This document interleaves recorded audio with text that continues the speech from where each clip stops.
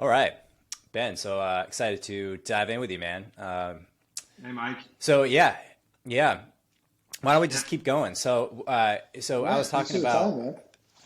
I appreciate it, man. Yeah, I wanna dive into everything you're working on. But as a bit of background, just because we were talking about it pre-show, we started this podcast in 2013, and I messaged the two most prolific writers on Quora. They were this guy Brian Romley and Faisal Khan. They wrote 5,000 plus answers on payments, and I was working on a payment startup at the time. So podcasts weren't really that cool back then.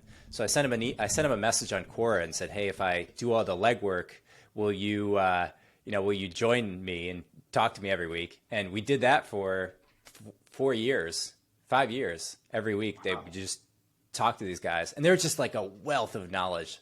And one of the guys, Brian, who's like he's pretty big into Twitter now. He also on Quora.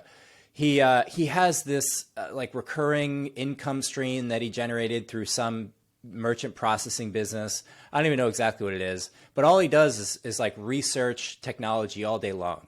And he has been Bitcoin mining since 2014, 15. Like as soon as you heard Bitcoin, he had rigs and he was mining, and so that's how I got introduced to crypto. Yeah, it was fun. But Wow, that's pretty wild. I love those yeah, stories, man. It's when people actually get involved in the technology versus like, I'm sure you meet a lot of people where they're like, I bought Bitcoin when it was $20. I'm like, so why are you talking to me? It's like, yeah, but I yeah, love yeah, hearing people that are like, no, I saw the technology and I just started getting involved in the actual mechanisms of it. yeah, yeah. We had an international team pretty young. At least people in the Philippines. I remember, for whatever reason, I always thought the Philippines were the most the country that was the most engaged with the international community, the economy. There's just like so many people there who do admin tasks, and we had like 5 people on the team from the Philippines, and they're great. And we used to pay out a Bitcoin Friday trivia. So anytime somebody won a trivia question in the channel, we would just send them a $5 in Bitcoin. And a couple people, I think a No couple people way. didn't claim their Bitcoin. Yeah. Oh So wow, that's man. I'm sure they're sitting back thinking about that a little bit. yeah. So what was your origin moment when you realized, when the gestalt, the picture of what you're now creating at Constellation, that came into being? Was it a gradual process of kind of growing Yeah, or yeah, was it a spark? Yeah, so I worked with a group. There's an organization in San Francisco called Singularity University, and Singularity University really educates like junior leaders at Fortune 500 companies on emerging new technologies, um, and it's all kind of rooted in Ray Kurzweil, who is this really kind of coined futurist that saw the convergence of bio and human mechanisms all come together in the future, and has been like really, really spot on in this prediction. And so they created this kind of educational outlet. Well, the president of that went on to spin out his own company. Um, Salim Ismail is his name. He wrote an amazing book on how to apply that to Fortune 500 companies to adopt or build into innovation. And so a lot of his mentality was that a Fortune 500 company or a massive company has an immune system that attacks innovation because it's so foreign to them. And so how do you adopt new technologies when your DNA is so adverse to anything that might threaten the nucleus of the company?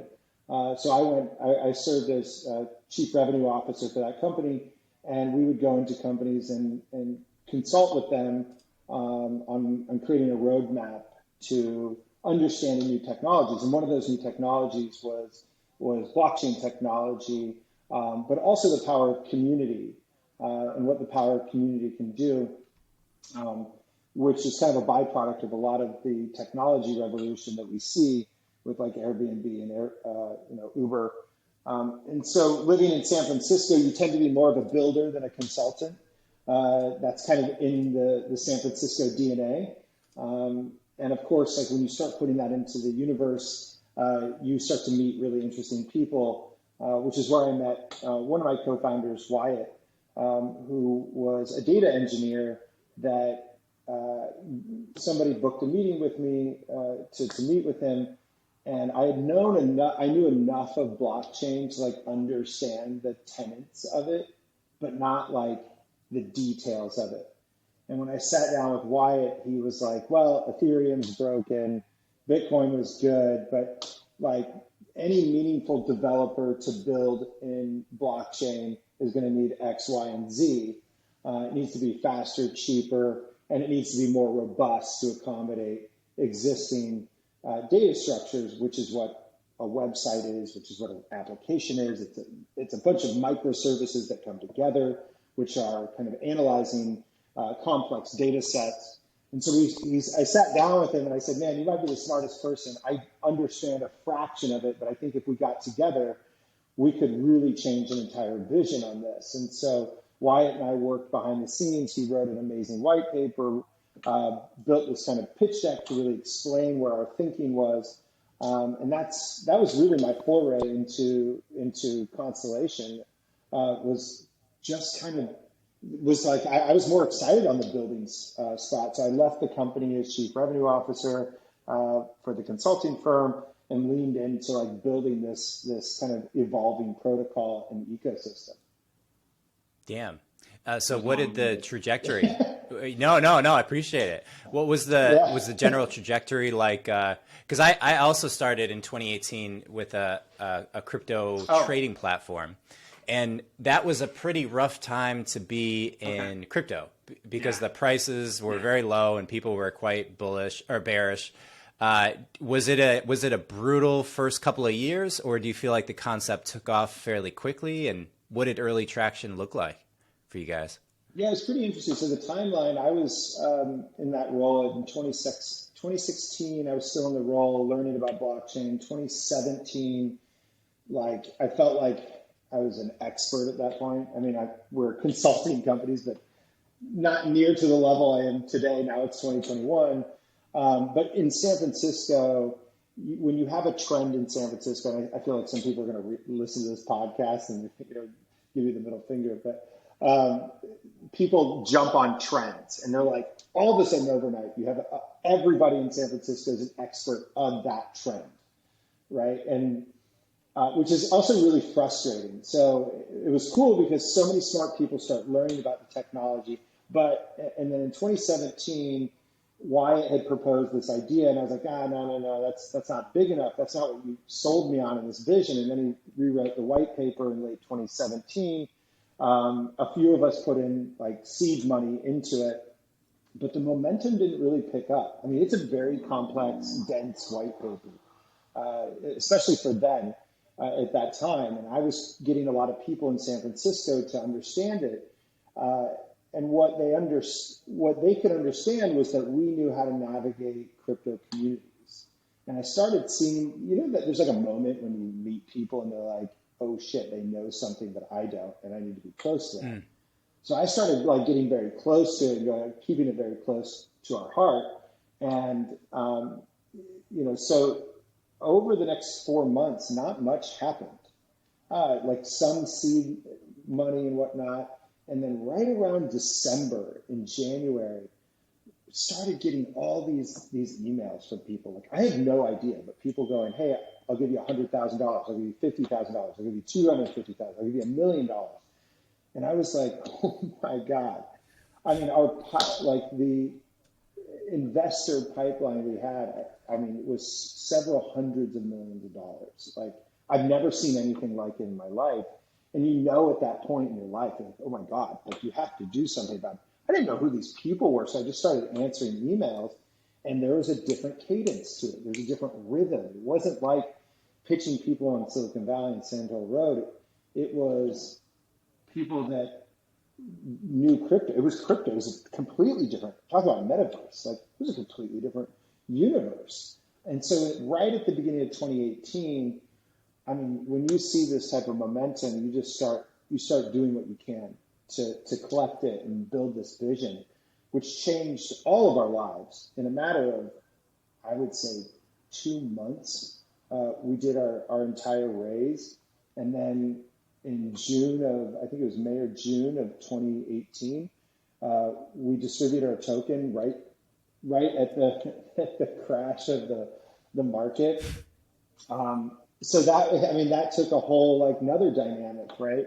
I think one of the fascinating things when we had a lot of money come in, a lot of people wanting to be a part of this journey, but as a company, we didn't even know who we were, right? Yeah, we had a white paper, but who are we as a company? Culture, what do we stand for? What's our mission? Like, there was so much expectation on us that we had to grow up really, really, really fast. And I mean, I would say that was like the start of the entire journey. It was like that 1 year timeline that really has defined who we are today.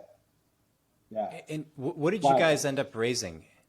What did you guys end up raising from private investors first? Yeah, I think it was right around $30 million. And that happened in a couple months. And it's just amazing experience. I've never felt it. I mean, I feel it a little bit now with some of these incubation projects that we take on, and I'll get into that later, but wow, like, it's intense. Well, I feel like, to your point earlier, because I've been on one of these waves and I've been off one of these waves, when there's a lot of interest in Silicon Valley from investors to invest in a industry, if you're at the right point, so you have a team together, you have an early product, you're in market, you've got some traction or something, and this could be very analogous to crypto, then as soon as it becomes interesting, which is usually catalyzed by, like, in this case, there's usually a few Trojan horses. There's like Bitcoin's huge, Ethereum's huge. People put the pieces together in their mind to see the pattern. And they're like, oh, there's going to be a bunch of these. Who else is out there? Oh, this dude, Ben, has got this Constellation project. Let's pump money into that. And it's like, it does take a bit of luck to be in that position where there's enough pattern recognition in the market. And then you're just like on for the ride. Then you're like, oh, 20 million? Why not 30 million? And you just bump it up. Right. It's a hell of a thing. And it also sucks to not be on one of those. You could have a great product, great revenue even, and you're like struggling to raise if it's not in the right sector at the right time. And I've been on that side. I had a startup before, and learning how to pitch and go after investors. I've also built a restaurant, raising money for that, like completely different channels of momentum, and they all have their own timelines. But yeah, the funny thing is, like, when we launched our token in 2018, so you went from San Francisco, everybody being a crypto expert overnight, right?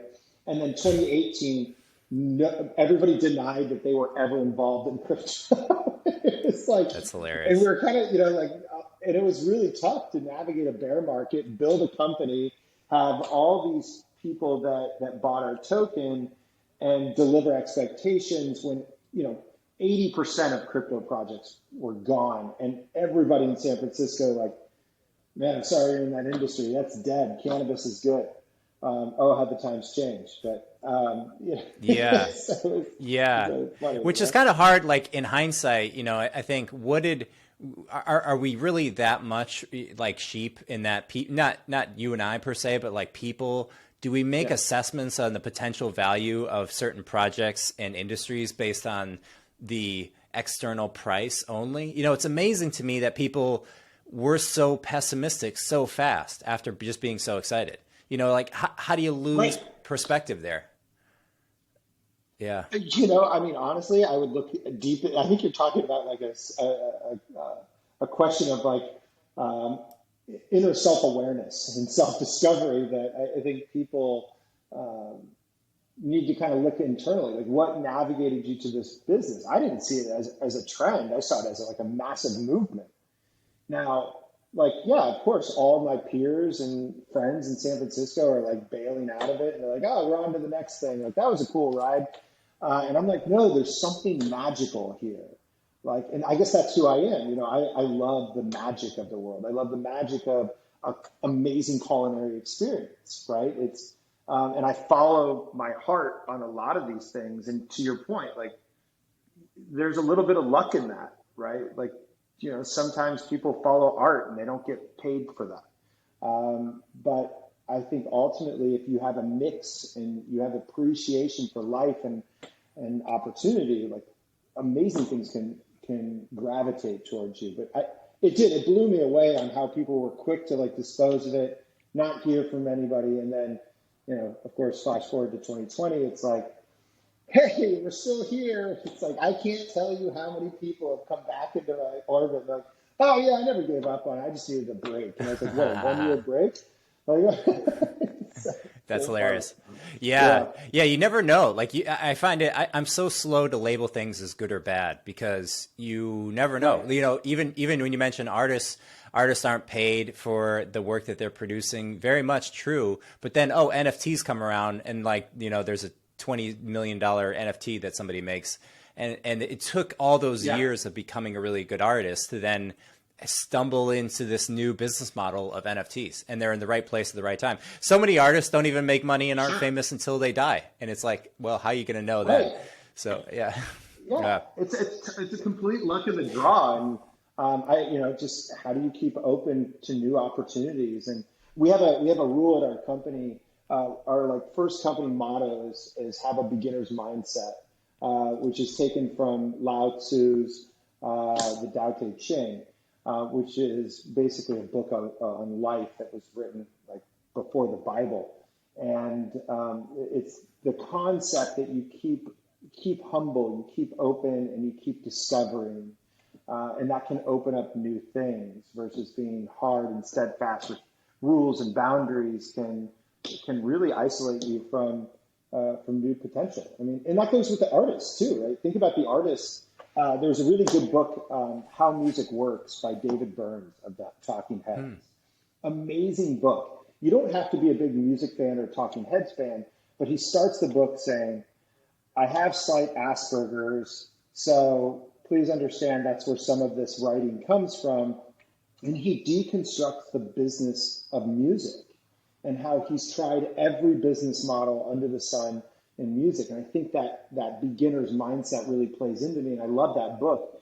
You don't have to be in the music business to understand the value of that and like how he would approach an experiment and toss something that didn't work, and then try, you know, keep going down something that did work or appreciate what it brought at that point. So, yeah. Yeah, I love that. There's so much incredible wisdom that needs to be archived back out. You know, we need like modern day intellectual archaeologists to go and excavate the great writings of old. There's so much focus on news nowadays that it's like news is like sugar. It's like, yeah, it feels good, but it doesn't actually make you any wiser or knowledgeable about the world. So yeah, kudos to you guys for pulling that up. How do you describe how do you describe it? Like you mentioned earlier that they wrote a really complex white paper and that there was frustration in the early days about Ethereum and certainly Bitcoin being expensive and slow. To people who are, say, crypto familiar, how do you explain the value proposition that Constellation brings?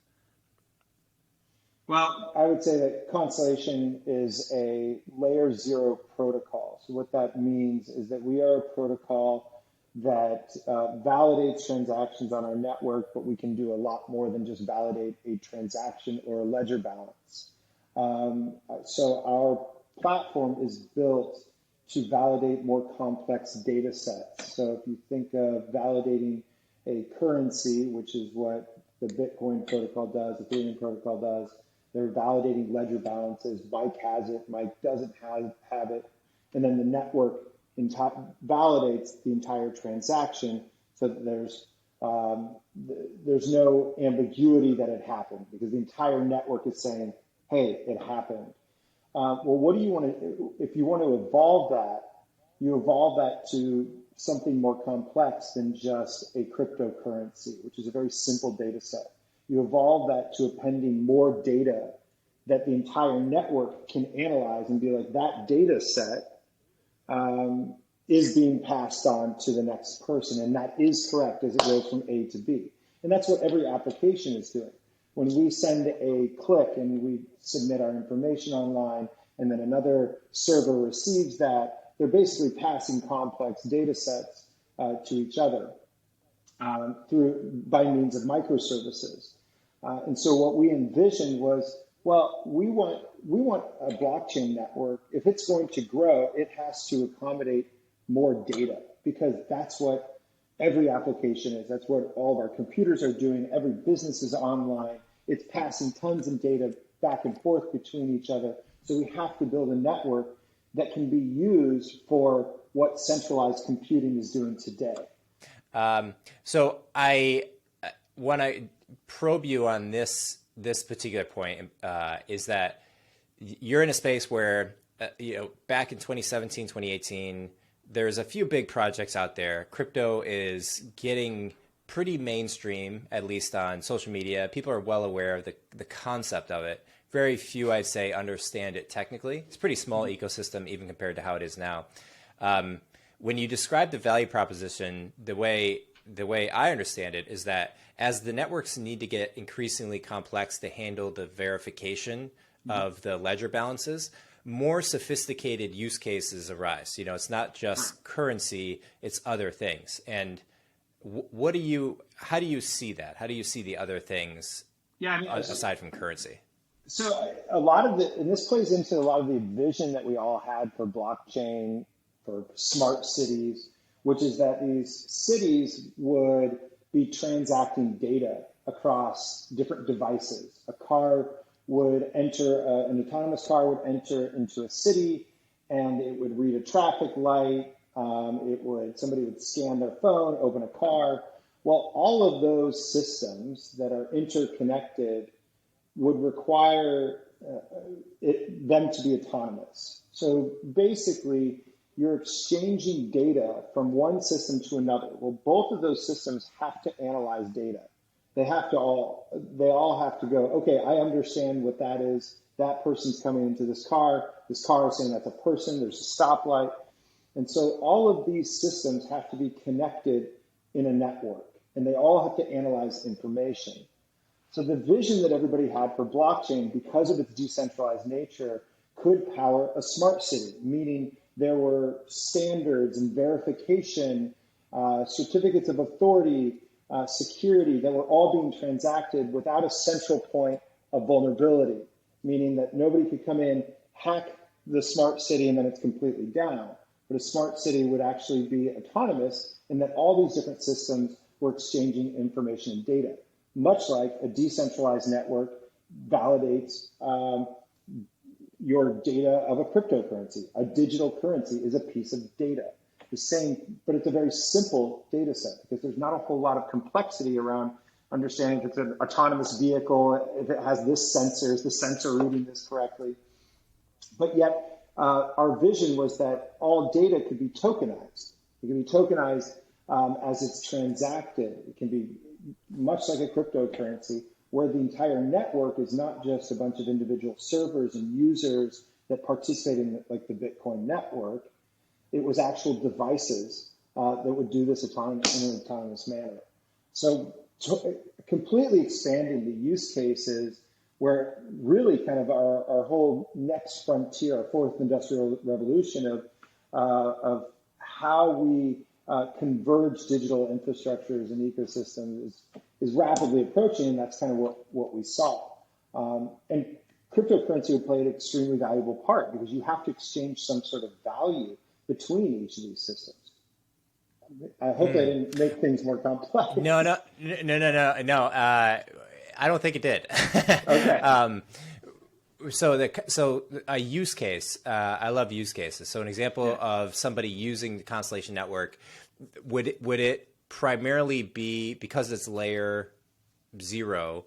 It's under the hood for any consumers, or do you view the app developers on Constellation to be your primary, like I wouldn't want to use the word customer, but the people that you're building for are the developers? Yeah. So what we envision that this layer zero, our whole vision is like, how do we take this to every business?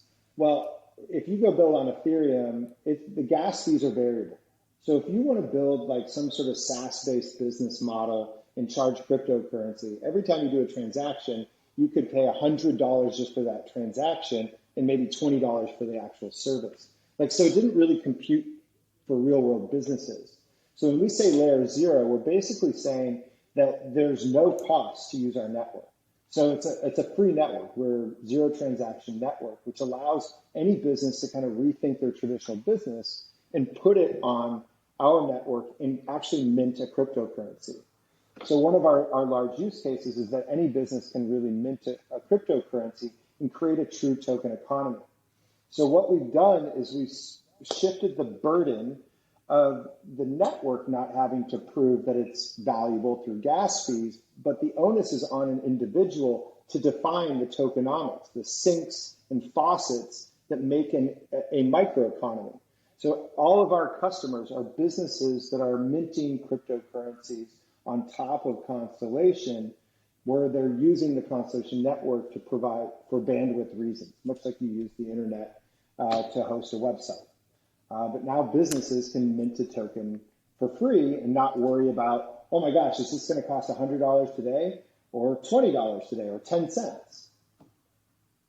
That's a good example. So who would be a customer? Is there a couple you can name as just examples? One example, we have several customers. On some of the kind of the data exchanging side of things, we work with the Department of Defense. So we secured our second working contract with the U.S.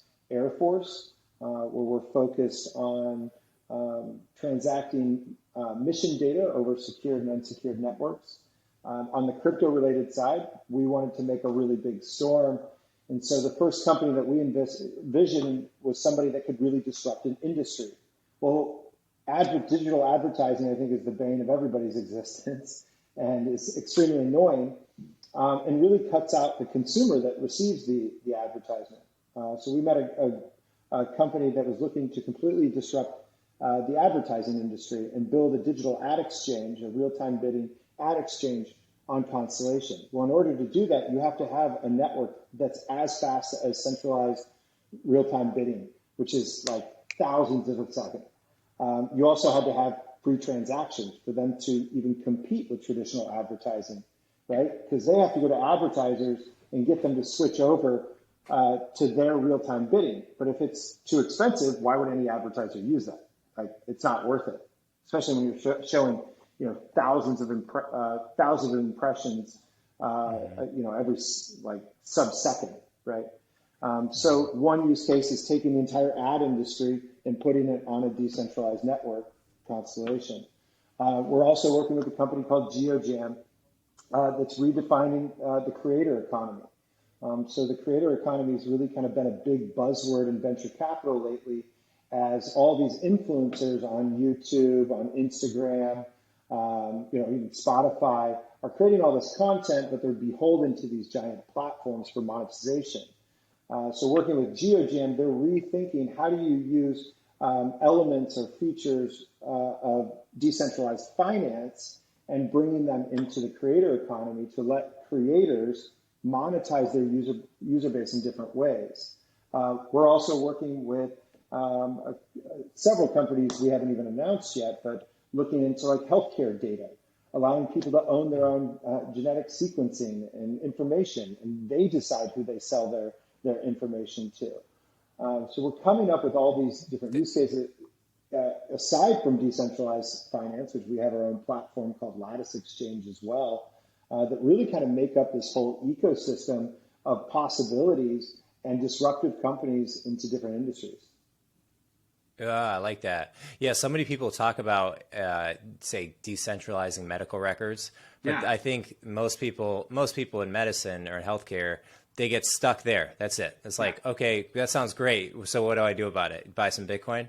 and there's Yeah, exactly. lack of, How does that there's work? not infrastructure there. Yeah, it sounds great, but my wife's a doctor, and she loves this idea of removing the data intrinsically from Epic and Cerner, the couple of large healthcare medical record companies, and then allow people to have access to it. And it's definitely something that you could pass as a regulation, that everyone have access to, an integration with a external data source. So that seems pretty inevitable. I mean, whether it operates, it kind of has to be a blockchain, right? Because otherwise nobody's going to trust any centralized company to manage that. Well, So Yeah. one of the interesting things you're bringing up is stuff that happened, I'd say a year or 2 years ago. They were starting to create applications where they secured a wallet that held your healthcare data, right? They could cryptographically secure the account that held your data. But what happens as it goes from A to B? You leave this giant air gap for potential to spoof or hack that information, right? And so then are the two, if you're exchanging the data, is the tokenized data actually what I bought and received? There's no way to really tell unless you kind of go through a manual system to check. So I think the reason we haven't seen the evolution of healthcare data is because that wasn't really interesting. Cool, it's great to say you're using blockchain, but where Constellation envisioned was we're going to cryptographically secure that entire data set. So we'll know if it changes as it goes from A to B to C. That's kind of the different aha moment. That sounds so difficult technically. I'm not deep on this stuff technically, but do you have an appreciation for how? I mean, can you comment on how few people are at this level? I mean, I'm sure there's other protocols and organizations that have a very similar focus, but how many are out there? I mean, how many can realistically do this kind of thing? So right now, most companies are doing this off-chain, which still doesn't really solve the whole problem. It still is a nice to have if it's off-chain, because now why do people switch over from centralized to decentralized? Is it purely because of your political beliefs of decentralization? I would say, and what I've also seen is there were a lot of companies that came out and said that they're creating an architecture that mirrors centralized big data processing, and ultimately it was too hard, so they forked Ethereum. And well, they kept the original mission, but they still just are a fork of Ethereum. And yes, they're doing some different things that are kind of better, but it's still not that massive shift. And so, I mean, look, we've been doing this, I would say development's really been underway for the past 3 years. And what we focused on over the past 3 years was different than the way I would say. I would say there's probably 5 companies doing what we're doing, realistically. Mm-hmm. And of those 5 companies, I know 3 of them. And they're amazing. And they took a different approach to building things. We took an approach to building a scalable network. That's the hard part. How do you get everybody in the network to create value? How do you value this network? You have to create community sentiment. You have to create some sort of speculation that people buy into the vision, because that will give value to the network. But then on the technical side, you have to create multiple consensus layers so as to invite the ability to pre-process and process data at lightning speed rates. Mike, are you there? Yes. I am blown away by that. So tell me structurally, you create a token, and you have a company. Is the Lattice Exchange the company that you used to raise money? Or how do things kind of structurally work between the Constellation Network, the building on the network, the token, the money you raised, and Lattice Exchange? Is the company the Lattice Exchange and token Constellation is the network? Yeah. So really quick, Mike, I can't see your camera. I don't know if that's... Oh, let's roll through it. It looks fine on my side. It might pop back up. Yeah. No worries. So Constellation Network is the core protocol, much like Ethereum is the core protocol. And our currency is DAG, D-A-G. You can get it on several exchanges like KuCoin. Lattice Exchange is our decentralized finance platform. So we really saw this as kind of the interchange between other blockchain ecosystems and Constellation.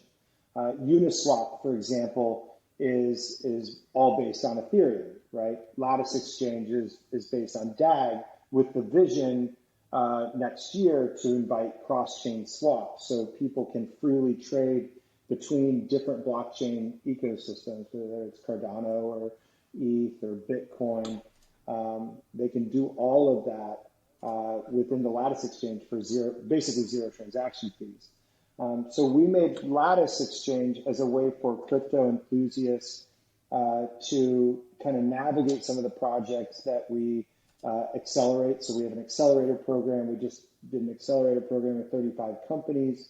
We incubate companies, kind of a concierge service. And then once those companies are mature, they've done their own fundraising, they've started to build their community, then we list them on the Lattice Launchpad.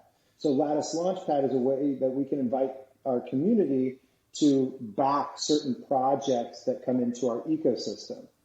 So once the companies kind of raise money or sell tokens in that capacity, then companies that are in our ecosystem or in other ecosystems can run marketing campaigns like staking campaigns that we launched last week.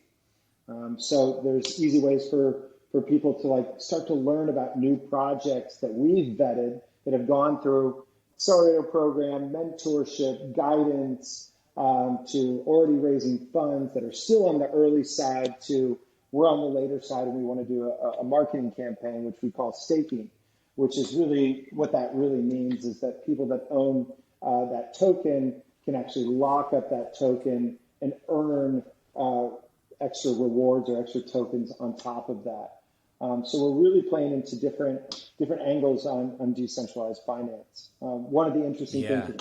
Does that? I don't know if that breaks it down. Yeah. Well, I want to ask you a little bit more about that. So this labs concept or the accelerator.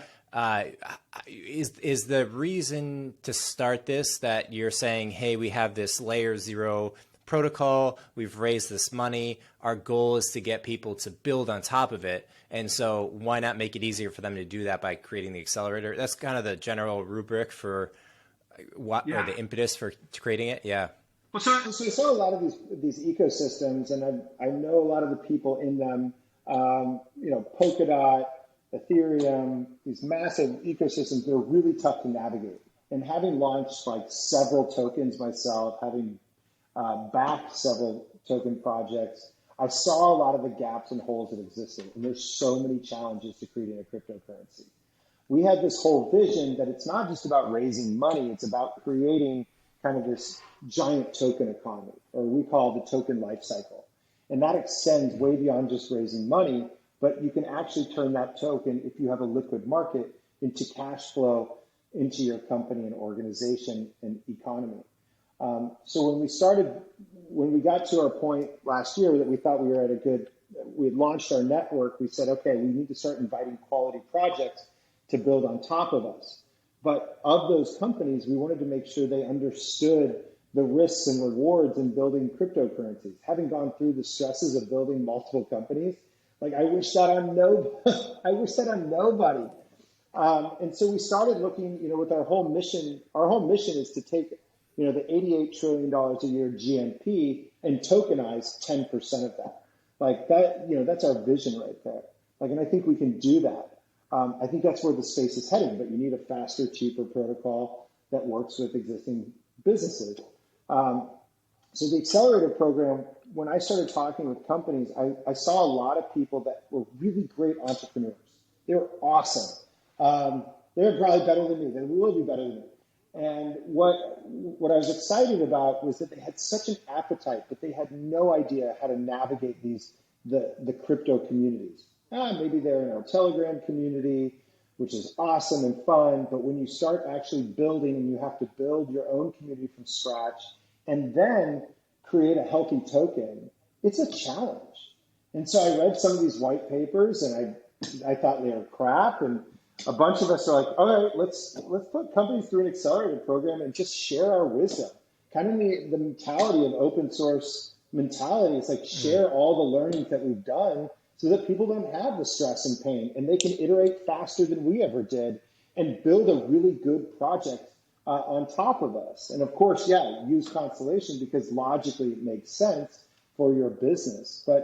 And so what we found, we had like 225 companies apply to our accelerator program with zero marketing.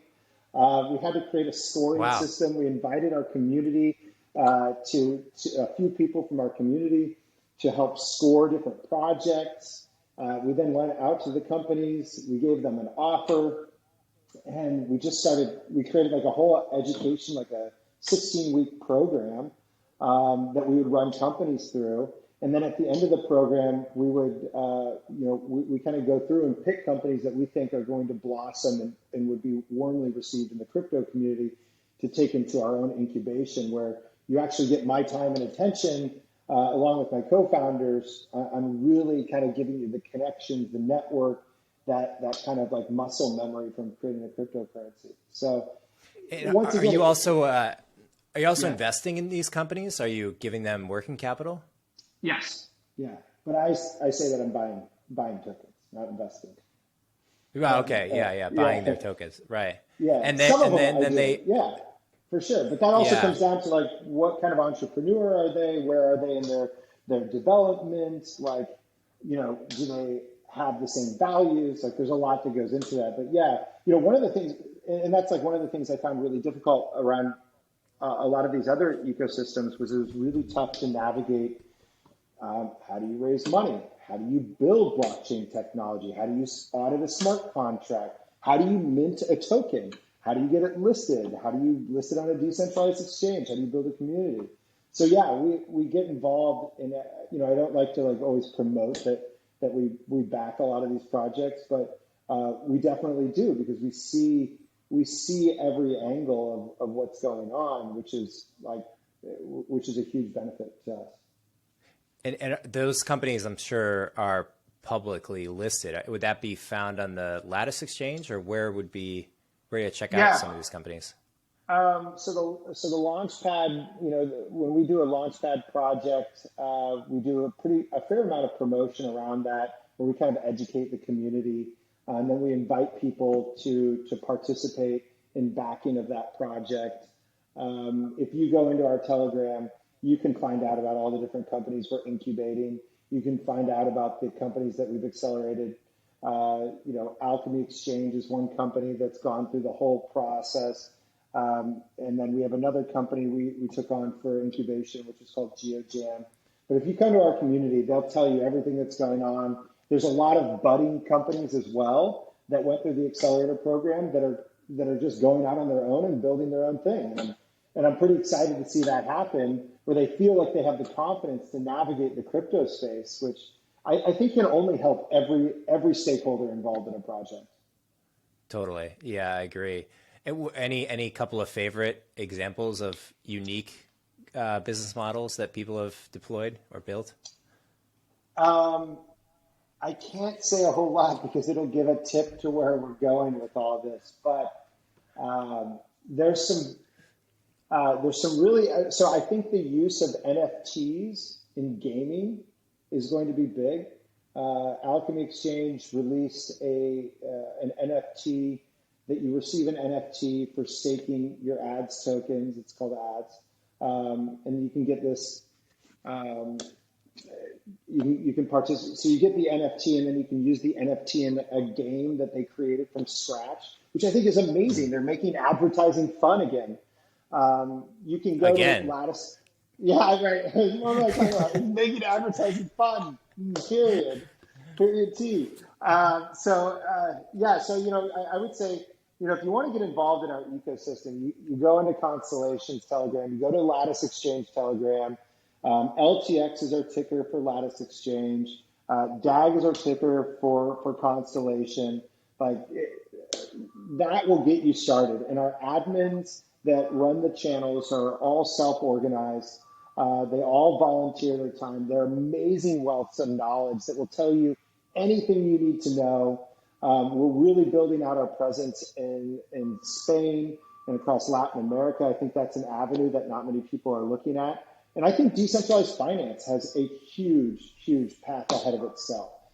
Mixing that with NFTs, it's going to be kind of the home run. I don't think NFTs are by themselves are the home run. I know people are probably cringing at that, but I think there's a bigger play at store, and it's kind of where Constellation and the Lattice Exchange are heading in the next 2 years. Yeah, yeah, it does seem like there's certainly multiple tributaries, multiple directions that the technology goes, because it's like we're not just solving one problem. We're not just stopping at replacing gold. There's NFTs are, I think of them as like one major current. It's like one major vein of the river of change and improvement, but currency is another one. How businesses interact with each other, store information, medical records, like even just the medical record or the credit report concept alone, like that's the ripple effects of that. If everyone's credit score were digitized and blockchainified and enhanced in the sophistication of it all, that would change everything. I mean, just that alone feels like an industry. And then you have, you just layer on the limit of your imagination effectively. But it's hard to see how it doesn't affect everything in a meaningful way, given enough time. Yeah, it's pretty fascinating. We bought a company this year, which was a traditional hardware company. Yeah, so our whole vision around the GMP. Merging that with cryptocurrency is going to come to life. The company is called Door Technologies. It was backed by tier one venture capitalists. They have real world revenue. They measure foot traffic. You put a little hardware device that they invented from scratch right above your door, and it measures foot traffic to give you insight about your operation. So where we're heading with that, we'll be kind of incubating a project that we haven't really released yet, but we'll be incubating a project around that hardware and the data. So you're going to see kind of something new come to life in our network, which I don't know if I've talked about. I was on vacation last week, so I always have to remember if I actually released this, but something internal that's going to be released early next year that will like allow crypto enthusiasts to actually buy this device and participate in our network. So I'm really excited to unleash that in the early next year. I think that's probably me leaking some information, but we're trying to make crypto more accessible to everybody, and I think this is going to be one of the big things that we do there as well. Yeah. And how do you split this up? I mean, you're having 2 tokens, 2 companies, dozens of people in this accelerator program. Are you running an organization now where you throttle your attention and distribute it across many different projects at this point, or do you really try to focus on building the product or building the community, or how do you think of top of mind priorities? How do you even split up your day? God. Yeah, I was on So the Door Technologies company is in a process of kind of converging into Constellation. So they have their traditional revenue that they're seeing, and we're in the process of kind of merging the 2 companies. Like I said, we're going to be launching a project with them early next year that will be a crypto-oriented hardware initiative that's going to be I'm so excited about, and so they have their own separate meeting right now. But I'd say there's a lot of operational side, and I work with some smart people. Our team is so smart. They're very innovative. They're very aggressive. I think one person at our company does the job of like 5 people, which is like I'm so thankful for. But right now, we've actually made it all work. I don't know how to tell you, Mike. I think it's a lot of meditation. I'm up really early every day, and I have great people that are excited about everything that they do. Our team is fantastic, and when we incubate companies, we have to take a very close look. Like, this is our life, right? Like, so much of our life is dedicated to this ecosystem that if we invite a company that we're going to incubate, we have to know that they're going to have humility, they're going to listen, or else it becomes a waste of all of our time, and then we have friction. We've turned down companies because we could just tell it's not going to work out. And, one of the things that I think that we do really well at this company is we're always thinking creatively, and you can't fail. Like we don't really have that mentality. We just have that kind of learning, that learning process. So everybody feels like they can openly express themselves and push back and set boundaries, which is very different company culture than I personally have worked with in the past, where you would never be able to tell your boss, like, no, I'm not going to do that, or I'm not good at that, and still have a job, right? So, look, man, one day I'll probably tell my kids on how I navigate my day, but it's a lot. I ask because I haven't figured it out either. I'm curious if you see the future of the company being dissolved. One thing I've noticed is that when people start, I talked to a couple other people in similar business models where they're creating the token, spinning out the token, and then you have this company that it'll raise money from traditional venture, and then it'll build the basic underlying, not basic, but the underlying technology that the protocol runs on. And then as the protocol gets larger, there's a community of people who are incentivized to contribute both technically and also just socially, talking about it and inviting people. And then the company no longer is relevant. It's 20 people and 10 people and 5 people, and eventually the community just overruns it. Is that a logical trajectory for you guys, or do you see the company as being something that owes a return to investors or plays a big part in the future? So we've never taken on traditional venture capital. Okay. Sorry. Yeah, I thought you did. Which has allowed us to kind of express different business models. And, it's like one of those things I would love to give a talk on, the shackles that so many businesses and entrepreneurs have when you have this traditional capital that's imposing their domesticated mindset of business, right? Not necessarily saying that's bad, but it's a path. And yes, it's worked out more times than a truly decentralized one. When it comes to Constellation, I think there's always going to be a role that the core company sets an intention, sets a mission, sets a task. I don't know if it will be the biggest part of it, but we will be a contributor in our overall ecosystem. Like I said, I don't know if it's going to be the biggest, but it sets kind of the tone. It sets the precedent. And I'm hoping that people in our community do bigger and better things and kind of use our framework of entrepreneurship in the crypto sense. Like the accelerator program is really kind of a framework of entrepreneurship for crypto. Use that framework to create something that's massively successful and changes the whole world. I mean, like that would be the coolest thing to see that that really sparked that level of creativity and innovation. Yeah.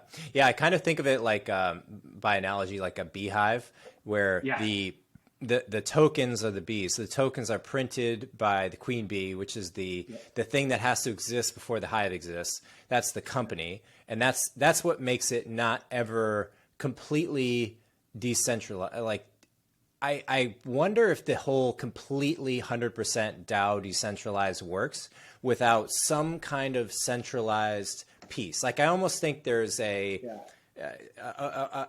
arrangement of organisms and organization that requires kind of this balancing act. If it's too centralized or too decentralized, then there's traps. Like, we figured out societally in the 20th century what the problems are with going too centralized. I think that was, largely like World War II and all the tragedies of that. And I think we don't really know, we can't articulate that well what the problems of going ultra decentralized are. In the US, even in America, we have a democracy. We try to decentralize things, but you can only do that so much because you have, people who have power above all else. But if everyone in society had equal voting rights, it would be crazy. I mean, like if everyone were truly equal in terms of their potential output, their voting power, their contribution, if everyone just clicked a vote and that was it, you vote on every issue,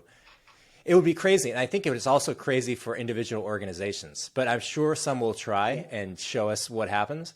But yeah, that was my analogy. Yeah, no, I see what you're saying. You're kind of sad, like not equal, but so much as like every task is voted on. I think there's a lot of inefficiencies in decentralization. There's a lot of inefficiencies in centralization. And the hybrid model actually really works. Or if you can take the centralized mothership and educate the decentralized aspect, you can create like a harmony. Becomes like, hey, you're almost like teaching the two. And that's how I see it, like a feedback loop, right? If there's not that feedback loop, then, and you purely start out with decentralization, communication gets lost, development slows down, navigating that whole system becomes so frustrating that it's like, what do you do? Yeah. If you have like a feedback loop. It's like vulnerable. I almost think it's like you could picture your immune system, or even a simpler one would be like a Telegram chat. If there's no mods in a chat and everyone has equal power, it's chaos because it only takes one person to like fuck up the whole flow and just post some dumb stuff over and over and over. Like your body's a similar way where like you can have so many different kinds of bacteria doing their thing, but as soon as you detect a problem, an intruder, then your immune system kicks in, and that's the centralization. It's like, okay, we got to centralize and go and attack. And there's power in that. There's like the power of the centralization is, we're like discovering. I almost think human beings are discovering what we're building something bigger than ourselves in these organizations and the way that we organize it. And the technology we're building is like the scaffolding to the actual thing itself. And it does feel some way. It's like, we didn't just stumble on this, it's like, this is the path of technology. It couldn't develop, software had to have eventually stumbled across this concept of blockchain. We label it as blockchain, but really it's decentralized computing. Totally. It is. It's decentralized computing. And there's so many fascinating things. I think for me, I take our community very seriously. And so if you ever go into Telegram, I jump into Telegram at least once a week and just talk to the community. And we have brought so many people into our community or into our core company. We've really opened the kimono up for people to participate in our executive calls that are in the community. And I also spend time with our admins. I spend time with people because I want to hear that feedback. What are we not doing a good job at? This isn't, a lot of people treat crypto communities as a marketing distribution channel. And I'm like, no, these are real people that are really interested about the technology, and they're interested in making money and hoping that it does something and they make the right call and find the future of something. And so with that, you have people that are emotionally bound to this and are really smart. If you've done the research to find out who we are, like, kudos to you. I am going to spend time with you, get to know you, because I don't know if I would have been able to find Constellation or Lattice if I wasn't that company, right? Like, I don't know if I would have been that person. So when I see people, like, spend time with them, who are they? What's their perspective on life? What's their perspective on business? Like, where do you think this can go? And wow, like, that's the pulse and life force of crypto. That's the decentralized company that we have. Like, we're all in this weird freaking journey together. We all have maybe 40, 50 years left to live.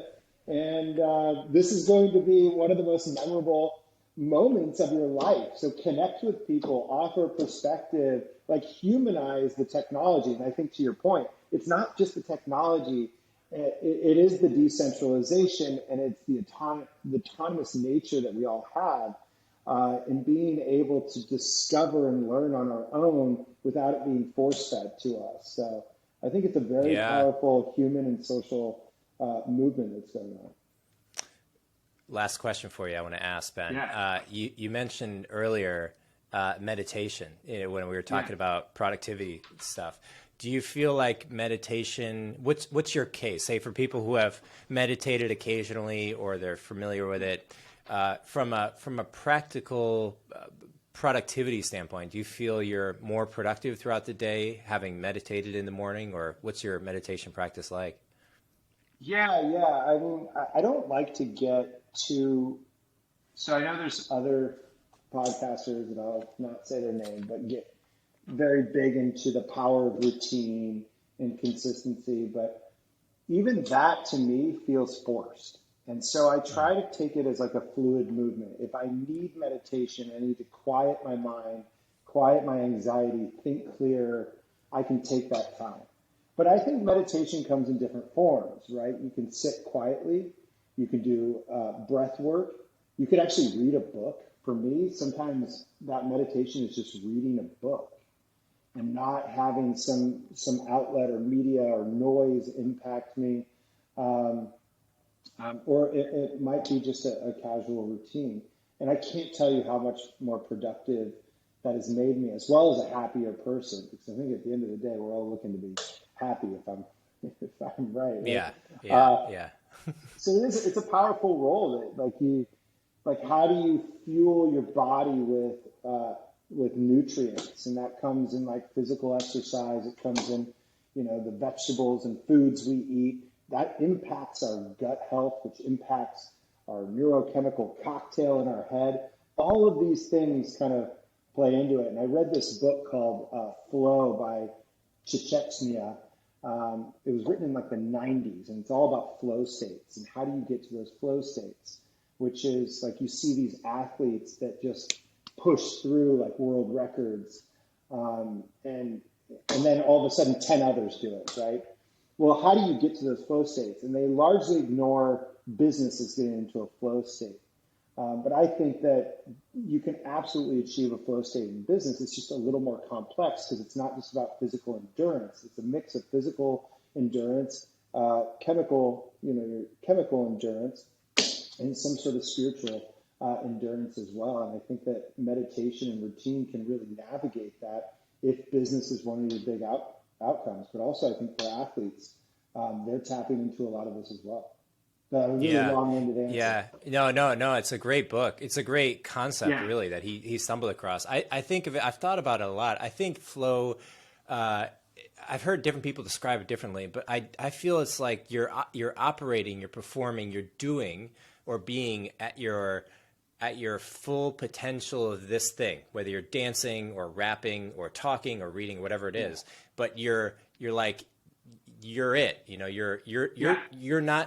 are not a individual human being doing a thing. It's like the sport or the activity is happening and you're just playing it. It is, I think spiritual is not an incorrect word to use if you think of it conceptually right, because it's, I think coders get into this, so like developed software engineers get into this flow because you're not, if you picture like proprioceptual, I can feel my arms, my legs. This is an awareness of being here. But when you're totally in the abstraction of software development, you're not thinking about that. You're just like totally in the concepts themselves. And that's wild. I mean, I think that's a uniquely human space that we can be in. But totally. We'll have to save that. You hit the nail on the head. And we don't have words to articulate this, right? I mean, that's why so many people do psychedelics, is to see if they can tap into different neuron connections. And so I think you can achieve that. You take that into what you said is like, you're just playing, right? Like Mozart didn't just like, he doesn't just like hit the piano. He could play, there's a line in a movie, Good Will Hunting. It was actually when he was like, Punch the keys, Will Robinson. Is that the one? No, Good Will Hunting. Oh, no. Goodwill. That was Robin Williams. Oh, yeah. Where it's all, he's like, you can just play play math like Mozart played the piano. Yeah. Oh yeah. Yeah. Yeah. Oh no, the one that you said that I was reminded of was um, oh man, Sean Connery was in it, and it was this guy. He's like an inner city basketball player, and he's struggling to write and get into school. Oh, it's such a good movie. And then he's teaching him how to. This is Finding Forrester. That's the name of the movie. Yes. And he's like teaching him how to write. And Sean Connery is like the secluded writer, famous author, and no one knows where he lives. And this guy, you know, they meet each other, and he's teaching him how to write. And he's like, just punch the keys. Like, don't think about what you're doing. Just do it. You know, don't overanalyze it. And it was like, oh, that makes sense. Yeah. My man, like let's let you get out of here. Yeah. What's the best way people can reach you? Are you active on Twitter, or what's your social media I'm choice? active on Twitter. I'm active on Instagram, trying to build the whole Instagram thing, which, you know, I don't know. But I'm also active in Telegram. I'm in our Lattice Exchange Telegram. I'm in our Constellation Telegram. Always approachable there. On Twitter, I'm there. So yeah, please check out what we're doing. And Mike, Yeah, man. amazing to talk to, man. You're easy to talk to. Yeah, really enjoyed it, Ben. We'll have all the links in the show notes, and wish you the best of luck with everything. Congrats on everything, man. Yeah, thank you. You as well, and congrats on the move.